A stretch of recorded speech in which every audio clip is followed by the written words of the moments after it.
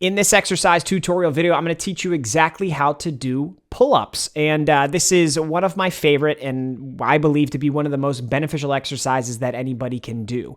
Now, before we dive into the form and technique pointers, it's important to mention that this is a difficult exercise. Not a lot of people can do bodyweight pull-ups. And if that describes you, make sure that you first do the assisted pull-up tutorial. Watch that and practice that for a while so that you can build up the strength to be able to do bodyweight pull-ups, okay?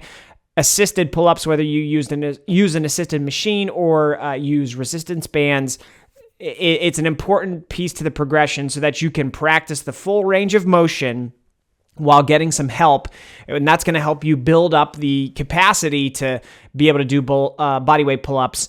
And over time, as you're doing them assisted, you can reduce the amount of assistance that you need until you can use just your body weight.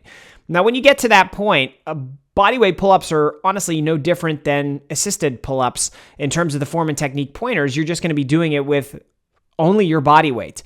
So, in terms of how you get set up with your grip, normally I like to have a grip that's just slightly wider than shoulder width, not super wide, because that's going to reduce the range of motion quite a bit. It's probably going to feel funky on your joints. If you're in super narrow, kind of the same thing. That's a large range of motion, but it's oftentimes not what's going to put you in the best position to be strong and efficient at the movement. With your grip, it's going to vary depending on what feels best for you and also what type of pull-up bar you have. If you have just a straight bar, you're kind of limited to either overhand or underhand. I know people often call underhand grips being chin-ups. I think we can factor them all into the equation here because no matter where your grip is, if it's overhand or underhand, or if you have a pull-up bar that allows you to go neutral, you're pulling your body up into the bar, right? So all of them are going to primarily work your back. Depending on how you change your grip, it may emphasize other secondary muscle groups a bit more than others. So for example, if you do the underhand grip, you're going to be activating your biceps more than you would if you're doing an overhand grip.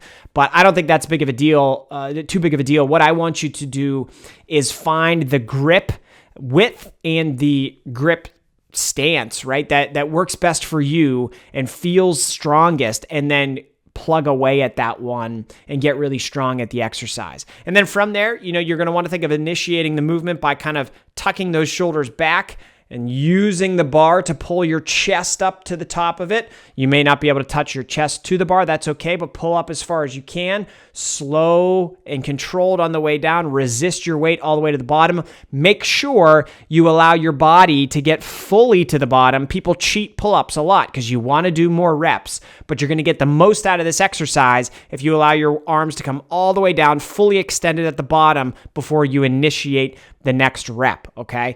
And that's how you do pull-ups. So I hope you found this exercise tutorial video helpful. I hope you found the B-roll footage helpful. And if you did, make sure you subscribe to the channel for more strength training tips just like this.